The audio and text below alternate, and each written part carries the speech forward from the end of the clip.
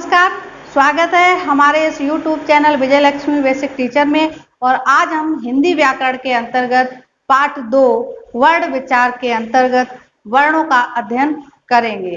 वर्ण किसे कहते हैं? भाषा की सबसे छोटी इकाई या ध्वनि जिसके टुकड़े न किए जा सकें उसे वर्ण या अक्षर कहते हैं। सबसे छोटी इकाई हम किस तरह से लिखते हैं ये पहले देखिए। ये एक हमने शब्द लिखा है जिसमें 3 वर्ण हैं, कमल। तो इसमें जो वर्ण है उसकी छोटी इकाई क्या होगी वो देखिए। ये का में नीचे मैंने इस तरह से कट मार दिया, ये देखिए ये। और इसमें से हमने स्वर को भी निकाल दिया क्योंकि का क्या है, व्यंजन है। और इस कोई भी व्यंजन बिना स्वरों के सहायता से नहीं बोला जा सकता, वो बिना स्वर की सहायता से अपूर्ण है। इसमें से ये स्वर निकल गया। अब इसके बाद ये रहा हमारा नेक्स्ट वर्ड म। इसमें से भी हम स्वर निकालेंगे और इस तरह से हलंत लगा देते हैं। हलंत का मतलब होता है किसी भी अक्षर को आधा कर देना, नीचे से अंत में उसको हल कर देना, कलम कर देना, उसको काट देना, छोटा कर देना। ऐसे ही मां से ये निकाल दिया स्वर। और लास्ट में ला वर्ण है ये, इसमें जो है वो भी स्वर निकल जाएगा और ये हलंत लगेगा, तभी इसमें से स्वर निकलेगा। और इस तरह से आपने देखा कि ये जो 3 वर्ण हैं और उनको छोटा करके इतने वर्णों में विभाजित कर दिया। और यही वर्ण भाषा की सबसे छोटी इकाई है, इनको और छोटा नहीं किया जा सकता, ये वर्ण कहलाते हैं। एक शब्द और लिखा है नीचे, इसको भी हम देखते हैं किस तरह से हम इसमें से स्वरों को अलग करेंगे। दीदी, दीदी में द और इसकी ई की मात्रा अलग हो गई और फिर दोबारा द, इसमें भी हलंत लगा दिया। हलंत तो आप समझ ही गए होंगे, किसी भी वर्ड को नीचे से उसमें हल कर देना यानी काट देना। जैसे खेतों में हल चलाते हैं, मिट्टी का काट करते हैं, मिट्टी को काटते हैं। तो इस तरह से ये रहा हमारे मतलब वर्ण जो सबसे छोटी इकाई है। अब वर्णों के बाद आते हैं हम वर्णमाला पर। हर भाषा की अपनी एक वर्णमाला होती है। वर्णमाला यानी जो उस भाषा में जितने वर्ण व्याप्त हैं, जितने वर्ण हैं, उनका क्रमबद्ध तरीके से व्यवस्थित रूप से लिखा जाना, यही वर्णमाला कहलाता है। तो वर्णमाला की परिभाषा हमने क्या बताई कि वर्णों का व्यवस्थित रूप वर्णमाला कहलाती है। वर्णों का व्यवस्थित रूप क्या है? वर्णों का व्यवस्थित रूप देखिए आप, हमने एक यहाँ पर कैटेगरी बनाई है क्रम से। हमको वर्णमाला क्रम से लिखनी होगी। ये देखिए, सबसे पहले हम स्वर लिखेंगे। अ, आ, इ, उ, ऊ, ऋ, ए, आई, ओ, औ। तो इस तरह से हमारे ये 11 स्वर हो गए। दूसरा, इसके स्वर के बाद आते हैं हमारे अयोगवा। अयोगवा में हमारे 2 वर्ण हैं, अंग, अ। इसके बाद आता है हमारा व्यंजन। व्यंजन व्यंजन वो वर्ण हैं जिनको बोलने के लिए स्वरों की सहायता लेनी पड़ती है। देखिए आप, ये व्यंजन में हम सबसे पहले हमने लिखा है क वर्ग। क वर्ग में हमारे 5 वर्ण हैं, क, ख, ग, घ और हाँ। तो इसमें हम नीचे हलंत लगाएंगे क्योंकि यहाँ पर व्यंजनों का व्यवस्थित स्वरूप दिखाया गया है। जब इसमें स्वर मिल जाएंगे तब ही ये पूर्ण व्यंजन होंगे। च वर्ग में देखिए, च, छ, ज, झ, वा, ट, ठ, ड, ढ, ण। अब उसके बाद आते हैं हम त वर्ग में। त वर्ग में त, थ, द, ध, न। उसके बाद आएगा हमारा क्या, प वर्ग। ये वर्ग कैसे हैं, जो पहला वर्ण है ना उसी को लेकर वर्ग बना दिए गए हैं। प वर्ग, प, फ, ब, भ, म। और इसके बाद हमारा आता है ये अंतस्थ व्यंजन, जिसमें 4 वर्ण हैं, य, र, ल, व।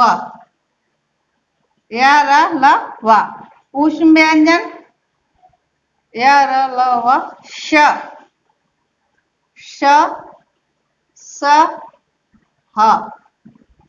उसके बाद आते हैं हमारे संयुक्त व्यंजन छ, त्र, ज्ञ और श्र, श्रमिक। इसके बाद हमारे 2 अतिरिक्त वर्ण होते हैं जिनको हम आगत वर्ण बोलते हैं। ये इधर देखिए आप, यहां लिखो, ये ढा ढक्कन से यहाँ पर जब नीचे हमने ये बिंदु लगा दिया तो ये अड़ा बन गया, अड़ा। और यहाँ से ये डा डमरू है, इसको हमने यहाँ लेकर ये बिंदु लगा दिया तो ये अड़ा बन गया। तो ये 2 वर्ण जो हैं वो आगत या अतिरिक्त व्यंजन कहलाते हैं। अतिरिक्त व्यंजन कहलाते हैं। ये जो हमने 5 वर्गों से आपको ये एक एक वर्ण में जो 5-5 वर्ण या अक्षर लिखवाए हैं, इनको पंचम वर्ण भी कहते हैं।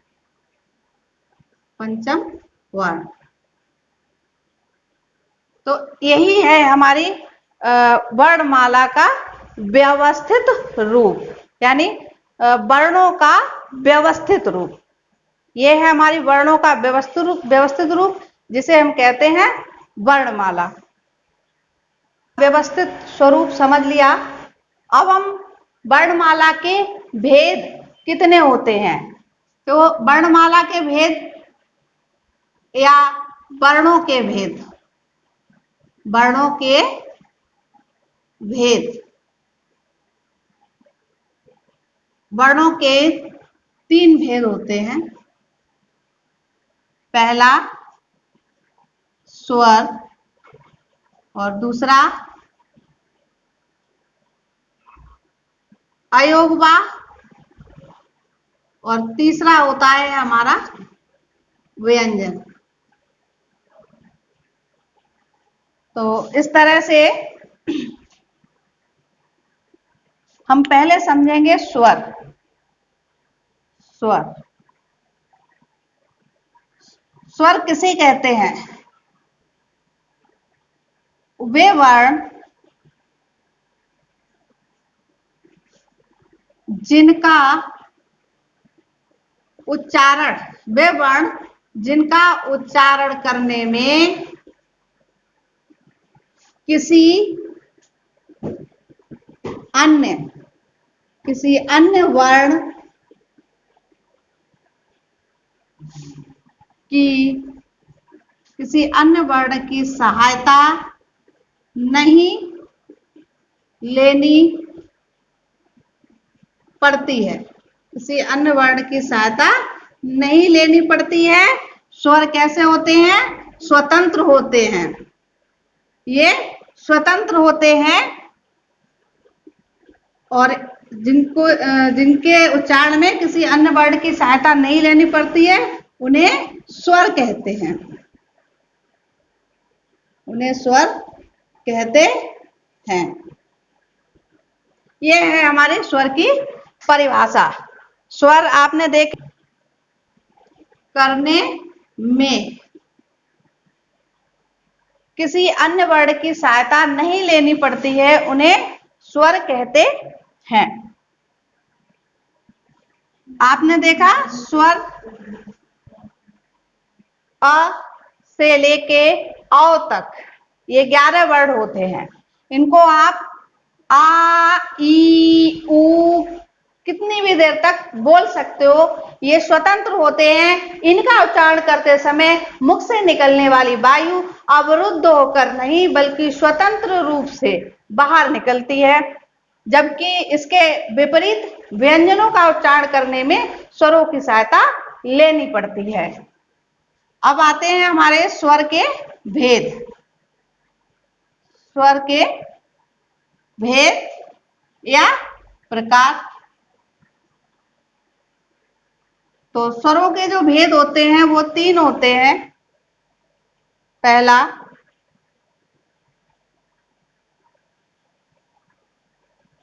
ह्रस्व स्वर। ह्रस्व स्वर, ह्रस्व मीन्स होता है लघु या छोटा। ह्रस्व मीन्स होता है लघु या छोटा।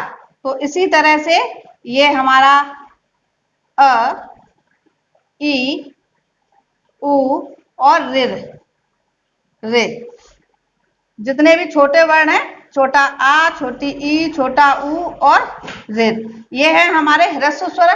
इनको बोलने में या इनका उच्चारण करने में बहुत कम समय लगता है, या आप ये मान के चलिए एक तरह से एक मात्रा का ही इसमें समय लगता है। और इसका जो दूसरा प्रकार है दीर्घ स्वर। दीर्घ स्वर, दीर्घ स्वर वे स्वर होते हैं जिनका उच्चारण करने में ह्रस्व स्वर की अपेक्षा 2 गुना समय लगता है। जैसे बड़ा, बड़ी ई, बड़ा ऊ और ए, आए, ओ और आओ।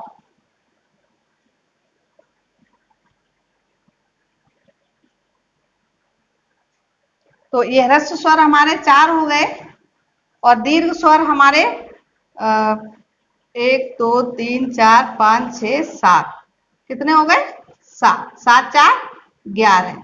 तो ये स्वर हो गए। अब इसके अलावा इसमें जो हमने तीसरा पार्ट किया है स्वरों का वो है प्लुत। प्लुत स्वर ये इन्हीं में से निकल के आता है, मतलब उस पे ये दीर्घ स्वर की अपेक्षा अधिक समय लग जाता है। जैसे ह्रस्व में एक मात्रा का या थोड़ा समय और इसका दुगना समय जो लगता है उच्चारण करने में वो दीर्घ स्वर में लगता है, और प्लुत स्वर में उसका 3 गुना समय लग जाता है।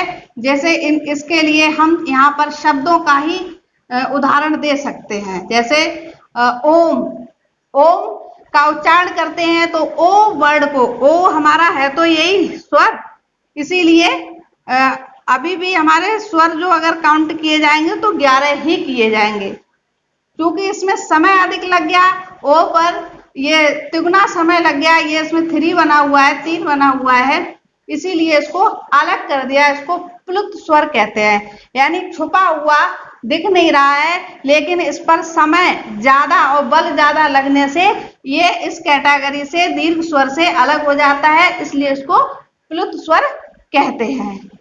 और इसी तरह से जब हम राम का उच्चारण करते हैं तो उस पे भी इस तरह से मात्रा लग जाती है। ये हिंदी में मात्राएं लगती हैं इस तरह से, ये इसके 2 गुना समय लग जाता है। इस तरह की इस मात्रा को हम इस तरह से दिखाते हैं, जैसे ये 2 मात्राएं हो गई। तो इस तरह से राम का उच्चारण करते हैं। तो ये इस तरह से ये जो वर्ण होते हैं, शब्द होते हैं, इनमें ये जो बीच में मात्राओं का जो दिखाया गया है कि 3 गुना लग जाना, यही प्लुत स्वर कहलाते हैं। तो इस तरह से हमारे स्वरों के भेद हो गए हैं। और अब हम इसके आगे, अब इसके बाद आता है हमारा दूसरा कौन सा? अयोगवा। अयोगवाह एक तरह से इन स्वरों का ही हिस्सा होता है, इसीलिए अयोगवाह में हमारे ये दो वर्ण आते हैं, अंग और अह। चूंकि इस पे ये बिंदियां लग गई हैं, इसलिए इसको हम अयोगवाह बोलते हैं। तो इन्हीं के आधार पर अयोगवाह को भी 3 भागों में रखा गया है। अयोगवाह में पहला आता है हमारा अनुस्वार। अनुस्वार जिसमें हम ऊपर ये बिंदी लगाते हैं। कुछ उदाहरण देख लीजिए यहाँ पर, जैसे गंगा, गंगा, और पंख, और यहाँ पर दूसरा आता है हमारा अनुनासिक। अनुनासिक, अनुनासिक, अनुनासिक में चंद्र बिंदी लग जाती है इस तरह से, जैसे चांद,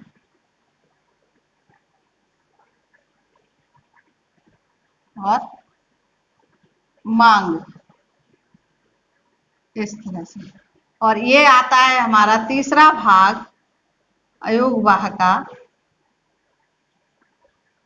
विसर्ग। विसर्ग, जैसे इसमें भी विसर्ग में इस तरह से किसी भी वर्ड के पीछे इस तरह से बिंदी लगती है, जैसे आता है और पुनः, इस तरह से। तो आज हमने अपना आज का हमारा ये पार्ट अयोगवाह के भेद तक समाप्त होता है, और इसके आगे ये जो हमारा व्यंजन वर्णों के भेद में हमारा व्यंजन तीसरा पार्ट आता है। इसके लिए एक अलग से पार्ट बना है, उसकी लिंक आपको डिस्क्रिप्शन में मिल जाएगी। और इस तरह से हमारे वर्ड विचार का ये पहला पार्ट समाप्त हुआ। और अगर आपको ये पार्ट पसंद आया हो तो प्लीज हमारे चैनल को लाइक एंड सब्सक्राइब कीजिए।